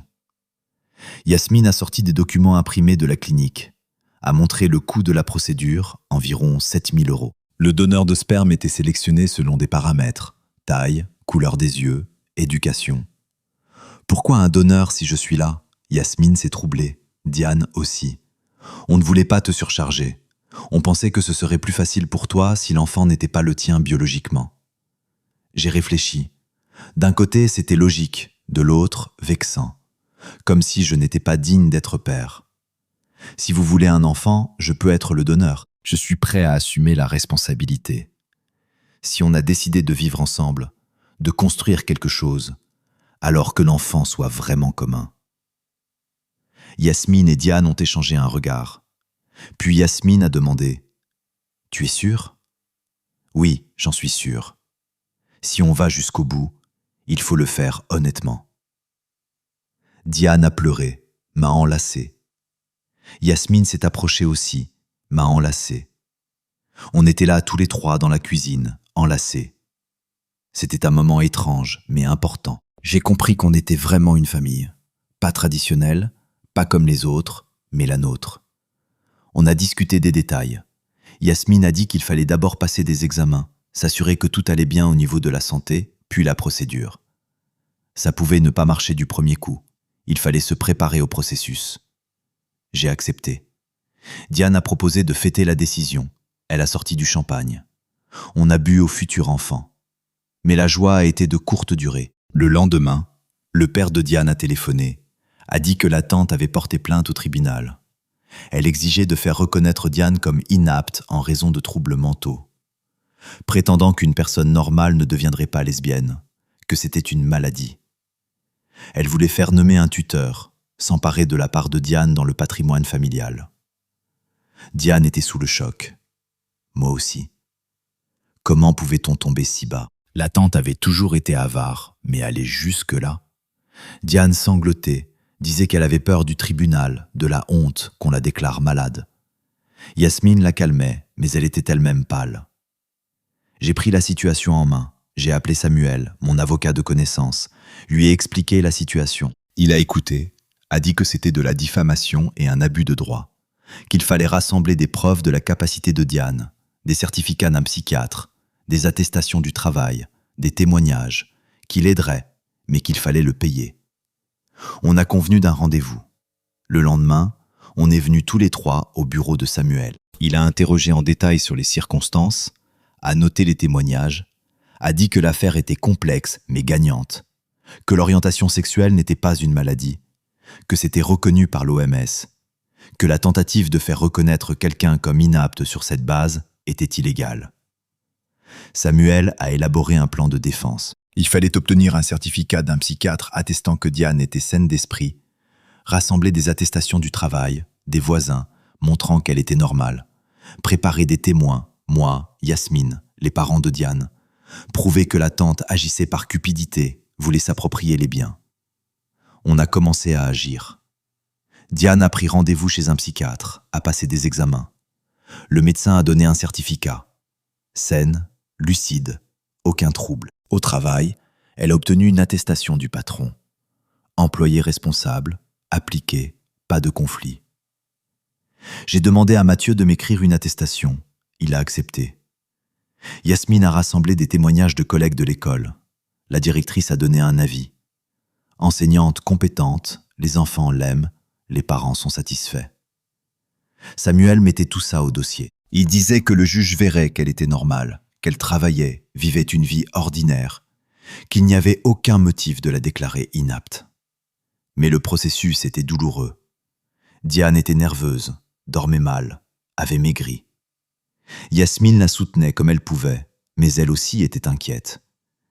J'essayais d'être fort, mais à l'intérieur bouillonnait la colère contre la tante. Comment pouvait-on haïr autant sa propre nièce ? L'audience était prévue dans un mois. On se préparait minutieusement. Samuel a organisé plusieurs répétitions, expliqué comment répondre aux questions du juge, comment se comporter. L'essentiel, calme, assurance, fait. Ne pas céder aux provocations de la partie adverse. Une semaine avant le tribunal, j'ai ressenti un calme étrange. J'ai compris qu'on avait raison. La vérité était de notre côté. On n'était pas des criminels, pas des malades, juste des gens qui vivaient différemment. Mais c'était notre droit, et j'allais défendre mes femmes jusqu'au bout. Le jour du procès est arrivé. On est venus tous les trois, moi en costume, Diane et Yasmine en robe stricte.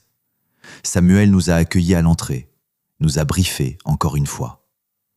Dans la salle était déjà assise la tante de Diane avec son avocat. Elle nous regardait méchamment. À côté d'elle, plusieurs autres parents que j'avais vus 1 ou 2 fois lors de fêtes familiales. Les parents de Diane étaient assis de notre côté. La mère pleurait. La juge est entrée, tout le monde s'est levé. Une femme d'environ 50 ans, visage strict, lunettes. Elle a déclaré l'audience ouverte, a lu l'objet de la plainte. La tante exigeait de faire reconnaître Diane comme inapte en raison de troubles mentaux se manifestant par une orientation sexuelle perverse. J'ai serré les poings sous la table. L'avocat de la tante a commencé à exposer sa position, disant que Diane menait une vie immorale, entretenait des relations contre nature, que c'était un signe de maladie, que les gens normaux ne vivaient pas comme ça, qu'elle avait besoin de traitement et de tutelle. Il citait des textes religieux, se référait à la morale et aux traditions. Samuel a objecté, a présenté le certificat du psychiatre, les attestations, les documents, a expliqué que l'orientation sexuelle n'était pas une maladie selon la classification internationale, que Diane travaillait, était apte, prenait des décisions de façon autonome, que la plainte avait été déposée par cupidité, que la tante voulait s'emparer des biens. La juge écoutait attentivement, posait des questions aux 2 parties, puis a convoqué Diane pour l'interroger. Diane s'est levée, s'est approchée. Ses mains tremblaient, mais sa voix était ferme. « Êtes-vous vraiment dans une relation avec une femme ? » ?»« Oui. »« Comprenez-vous ce que vous faites ? Est-ce volontaire ? » ?»« Oui, je comprends, c'est mon choix. » »« Comment se passent vos relations avec votre mari ? » ?»« On vit à 3, d'un commun accord. Il est au courant de la situation et n'est pas contre. On est comme une famille. On se soutient mutuellement. La juge a hoché la tête, a noté. Puis elle m'a convoqué.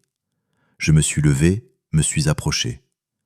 Confirmez-vous les propos de votre femme ? Oui. Considérez-vous que Diane est malade ? Non. Ma femme est saine, lucide. Elle travaille, mène une vie normale. Elle a juste une orientation différente.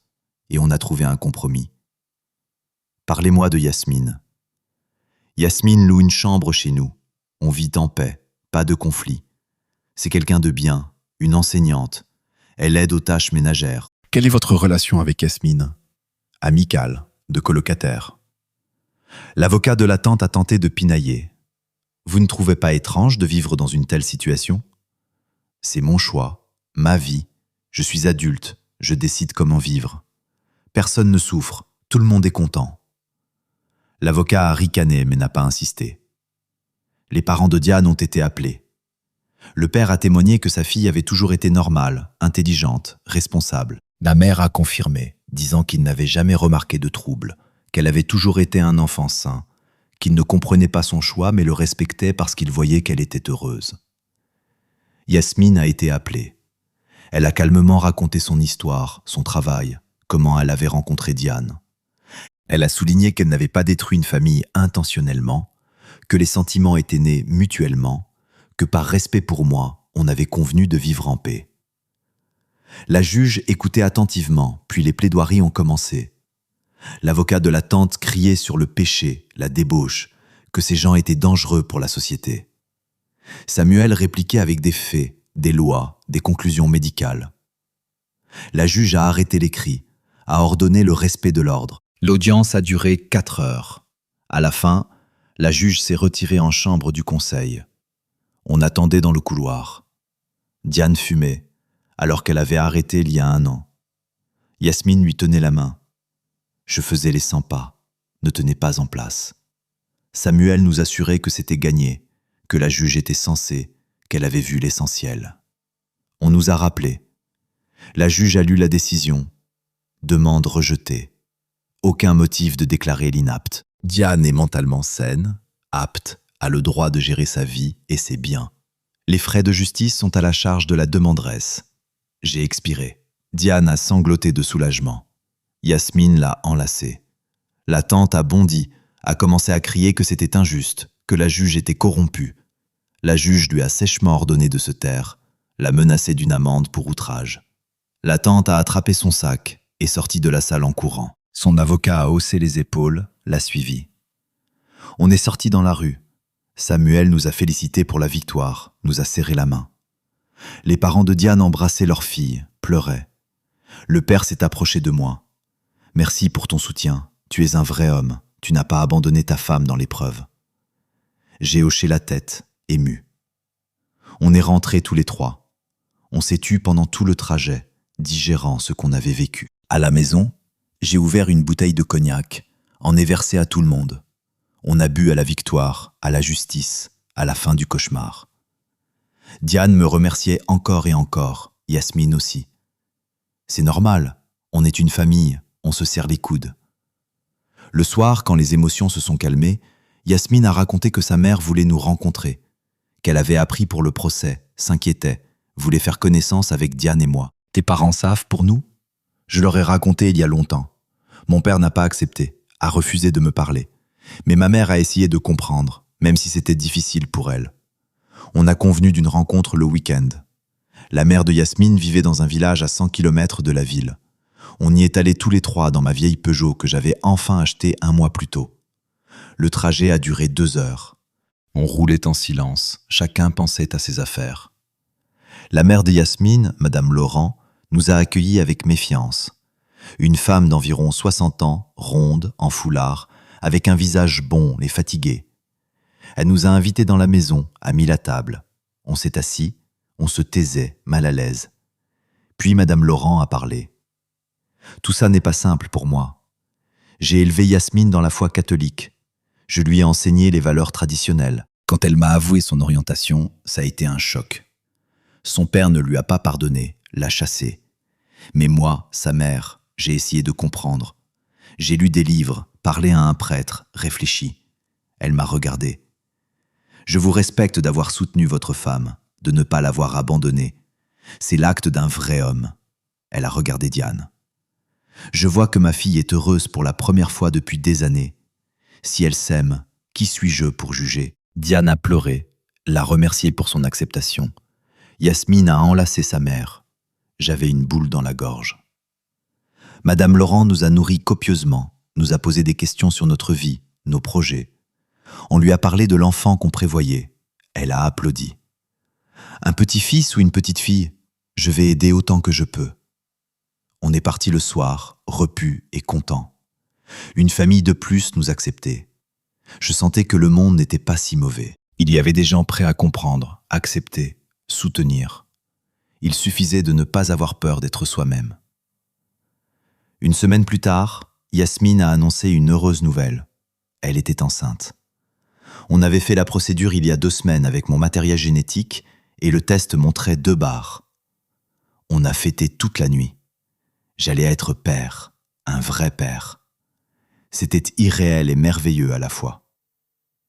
La nouvelle de la grossesse de Yasmine a tout bouleversé. J'ai marché comme dans le brouillard les premiers jours. Je n'arrivais pas à croire que j'allais devenir père.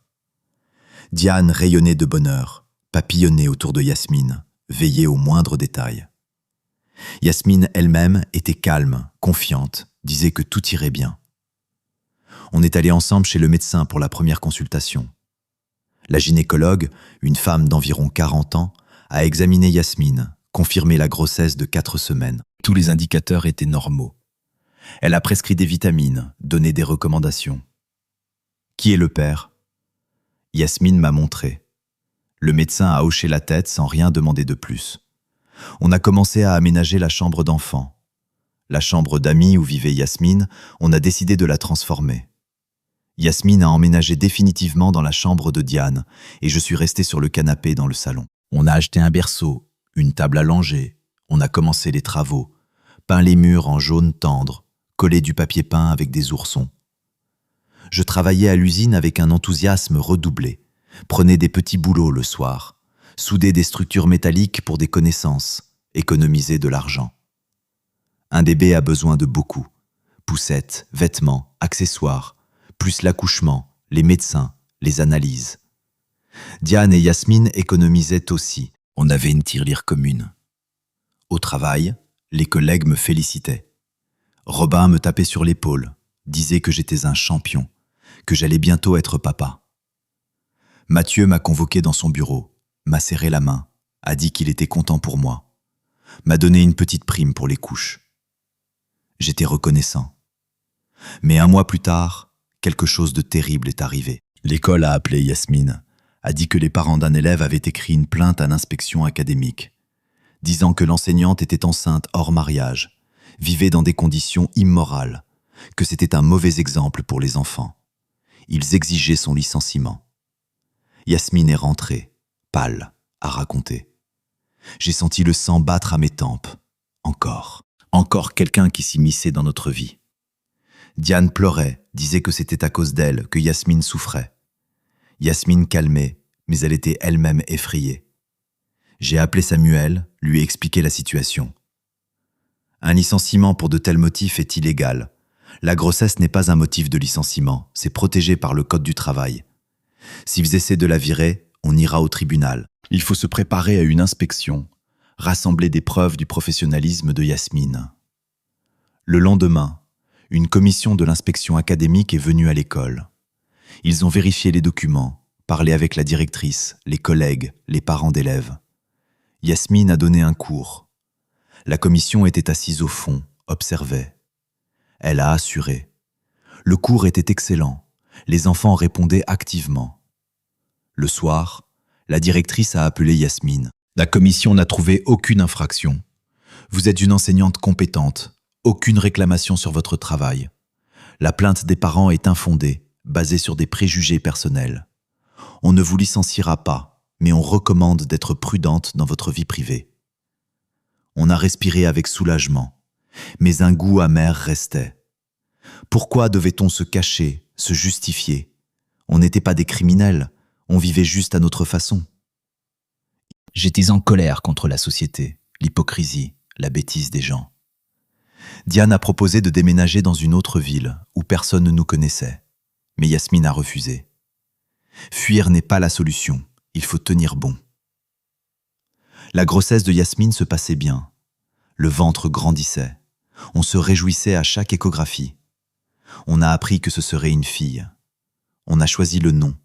On a longtemps débattu. J'ai proposé Emma en l'honneur de ma grand-mère. Diane a soutenu. Yasmine a accepté.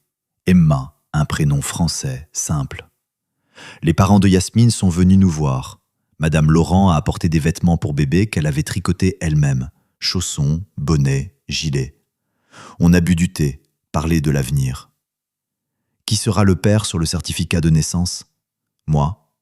Yasmine et moi, on n'est pas mariés officiellement, mais je reconnais l'enfant. Je signerai tous les documents. Madame Laurent a hoché la tête avec approbation. Je suis contente que ma petite fille ait un père. Tu es un homme bien de prendre cette responsabilité. Je me taisais, mais à l'intérieur j'étais fier. Oui, j'allais être père, un vrai père qui élève, éduque, aime. Mes parents sont venus aussi. Maman a apporté un trousseau pour le bébé, pleurait de bonheur. Papa se taisait, mais en partant il m'a dit doucement « Bravo de ne pas avoir flanché, de créer une famille. Étrange peut-être, mais une famille quand même. » Je l'ai enlacé. On s'était réconciliés définitivement. Mais un mois avant l'accouchement, une nouvelle épreuve est arrivée. Les proches de Diane qui avaient perdu le procès ne s'étaient pas calmés. Ils ont déposé une nouvelle plainte pour faire annuler le mariage, disant que Diane avait contracté mariage par tromperie, cachant son orientation. Ils exigeaient l'annulation du mariage, le partage des biens. J'étais furieux. Encore des tribunaux, des avocats, du stress. Diane sanglotait, disait qu'elle ne tiendrait pas. Yasmine nous calmait toutes les deux, disait qu'on y arriverait. Samuel a étudié la plainte, a dit que leur chance était minime, qu'au moment du mariage, Diane ne connaissait pas son orientation, qu'il n'y avait pas eu de tromperie, mais le processus était lancé. Encore une audience, encore des interrogatoires, encore la publicité. J'étais fatigué de ça, mais je tenais bon. Il fallait protéger la famille, protéger Yasmine qui allait accoucher. Il ne manquait plus que du stress. Lors d'une audience, je n'ai pas tenu. L'avocat des proches a recommencé à salir Diane, l'a traitée de perverse, a dit qu'elle m'avait trompé. Je me suis levé, l'a interrompu. J'ai dit fort pour que tout le monde entende. Ma femme ne m'a pas trompé. C'est quelqu'un d'honnête qui a eu le courage d'avouer la vérité. On vit ensemble, d'un commun accord. On construit une famille. On attend un enfant. Et aucune de vos plaintes ne détruira ce qu'on a créé, parce qu'on s'aime et on se respecte. Vous n'êtes que des gens envieux et méchants qui se fichent du bonheur de leurs proches. Vous ne voulez que l'argent. » Le silence s'est installé dans la salle. La juge m'a regardé sévèrement, m'a ordonné de m'asseoir, mais j'ai vu de la compréhension dans ses yeux. L'avocat des proches a tenté de répliquer, mais la juge l'a arrêté, a dit qu'il y en avait assez. Pause pour délibération. On attendait dans le couloir. Yasmine se tenait le ventre. Emma donnait des coups de pied. Diane fumait, les mains tremblantes. Je faisais les 100 pas, priais mentalement, alors que je ne croyais plus en Dieu depuis longtemps. Pourvu que le tribunal soit juste. On nous a appelés. La juge a lu la décision. Demande rejetée. Le mariage a été contracté légalement. Aucun motif de le déclarer nul. Diane n'a pas caché intentionnellement d'informations, car elle ne connaissait pas son orientation au moment du mariage. Le demandeur abuse du droit, agit de mauvaise foi. Les frais de justice sont à la charge du demandeur. Les proches se sont levés et sont sortis sans nous regarder. J'espérais que c'était la dernière fois qu'on les voyait. Samuel nous a félicités, a dit qu'il nous laisserait tranquilles maintenant. 2 procès perdus, ça coûte cher, qu'on pouvait vivre en paix. On est rentré épuisé mais heureux. Diane s'est couchée, Yasmine aussi s'est allongée. J'étais assis dans la cuisine, buvais du thé, regardais par la fenêtre, pensais à ce qu'on avait traversé. Les procès, les ragots, le harcèlement, le reniement des parents, la lutte contre la société. Mais on avait tenu bon. 2 semaines plus tard, les contractions de Yasmine ont commencé. On a appelé l'ambulance, on est allé à la maternité. Diane et moi attendions dans le couloir, nerveux. L'accouchement a duré 8 heures. Enfin, la sage-femme est sortie. Une fille, 3 kilos de sang, en bonne santé. La maman va bien aussi. On nous a laissé entrer. Yasmine était allongée, pâle, fatiguée, née heureuse. Dans ses bras, un tout petit paquet. Notre Emma. Je me suis approché, j'ai regardé. Un petit visage rouge et fripé, des cheveux noirs, des doigts minuscules. Mon cœur s'est serré de tendresse. Yasmine m'a tendu notre fille. Je l'ai prise dans mes bras. J'avais peur de la faire tomber. Légère, chaude, elle sentait le lait et quelque chose de sucré. Emma a ouvert les yeux, m'a regardé. Des yeux bleu foncé comme tous les nouveau-nés. Je lui ai souri. Elle a bâillé. Diane pleurait de bonheur, caressait la tête de notre fille. On était heureux. À 3, on avait créé une vie. C'était un miracle. 1 an a passé. Emma a appris à marcher, à dire ses premiers mots. Maman, papa, mamie. Elle appelait maman Yasmine et Diane, et moi, papa. On ne lui avait pas encore expliqué pourquoi elle avait 2 mamans. Elle était petite, ça viendrait. J'étais assis dans la cuisine, je buvais mon café du matin, je regardais Diane nourrir Emma de bouillie. Yasmine se préparait pour le travail. Elle était sortie de son congé maternité. À l'école, on l'avait bien accueillie. Les parents d'élèves s'étaient habitués, plus de réclamations. On avait acheté un 3 pièces dans un nouveau quartier, en vendant notre 2 pièces et l'appartement de Yasmine. On avait plus d'espace. Emma avait sa propre chambre. Les finances étaient stabilisées. À 3, c'était plus facile. On économisait pour l'avenir. Les voisins du nouvel immeuble ne nous connaissaient pas. On était juste une famille. Personne ne posait de questions indiscrètes. Parfois, on recevait des regards étranges quand on se promenait tous les 3 avec la poussette. Mais je m'en fichais. Qu'ils pensent ce qu'ils veulent. Mes parents venaient souvent, s'occuper de leur petite fille. Ma mère et Madame Laurent étaient devenues amies, tricotaient ensemble des vêtements pour Emma. Mon père lui avait acheté une petite voiture, avait dit qu'elle devait grandir de façon équilibrée. François passait nous voir, jouait avec Emma, disait qu'il m'enviait. J'avais 2 femmes, une fille, une maison pleine. Je riais, répondais que ce n'était pas 2 femmes, mais une famille d'un format particulier. Il secouait la tête, mais respectait. Je me souvenais de ce jour où j'avais trouvé le téléphone de Diane et vu la conversation. Comment mon monde s'était effondré. Comment je ne comprenais pas quoi faire. Comment j'étais en colère, jaloux, souffrais. Comment j'avais décidé de tenter l'expérience de vivre à 3. C'était de la folie, mais ça avait marché. On avait construit quelque chose à nous, pas comme une famille traditionnelle, mais solide. 2 femmes me donnaient ce qu'une seule ne pourrait pas donner. Attention, chaleur, soutien. Diane était ma vieille amie, quelqu'un qui me comprenait à demi-mot. Yasmine était le nouveau membre de la famille qui avait apporté de la fraîcheur, de la joie. Oui, on avait dû passer par des procès, des ragots, des jugements. Oui, c'était dur, mais on n'avait pas abandonné. Je n'avais pas abandonné, et maintenant j'avais une fille que j'aimais de tout mon cœur. J'avais une maison où on m'attendait. J'avais une raison de travailler, de construire l'avenir. Parfois, je me demandais ce qui serait arrivé si j'avais divorcé à l'époque, partagé les biens, tout recommencé. Peut-être que j'aurais rencontré une autre femme, fondé une famille traditionnelle. Peut-être que ça aurait été plus simple. Mais je ne regrettais rien, parce que cette étrange loterie du destin m'avait donné plus que ce que j'espérais. J'avais appris à accepter les gens tels qu'ils sont. J'avais appris à ne pas juger selon les standards, mais à regarder l'essence. J'avais appris à être fort, à protéger les miens, à tenir bon. Emma a ri. Diane l'a prise dans ses bras, l'a emmenée dans la chambre. Yasmine m'a embrassé sur la joue en partant et parti au travail. Je suis resté seul dans la cuisine, finissant mon café. Je me souvenais des moments forts, la première rencontre avec Yasmine, les bagarres à l'usine, mes plaidoyers au tribunal, Emma nouveau-née dans mes bras. Tout ça, c'était notre histoire. Pas parfaite, avec ses erreurs et ses problèmes, mais la nôtre. Qu'aurais-je pu faire autrement? Peut-être parler tout de suite avec Diane, ne pas accumuler de rancœur. Peut-être ne pas me battre, résoudre les conflits par les mots. Peut-être réfléchir plus aux conséquences avant d'accepter de vivre à 3.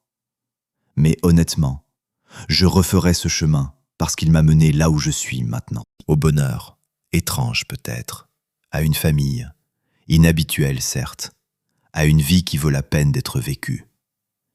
Je me suis levé, j'ai lavé ma tasse, je suis allé me préparer pour le travail. Devant moi, une journée ordinaire, l'usine, les collègues, la routine. Mais le soir, je rentrerai à la maison où on m'attendait, où Emma se jetterait sur moi en criant « Papa !» où Diane me demanderait comment ça s'est passé, où Yasmine raconterait son école. Et c'était ça, le bonheur. 2 femmes donnent ce qu'une seule ne peut pas donner, une vie pleine. J'avais gagné cette étrange loterie du destin et je n'avais pas l'intention d'échanger mon gain contre quoi que ce soit.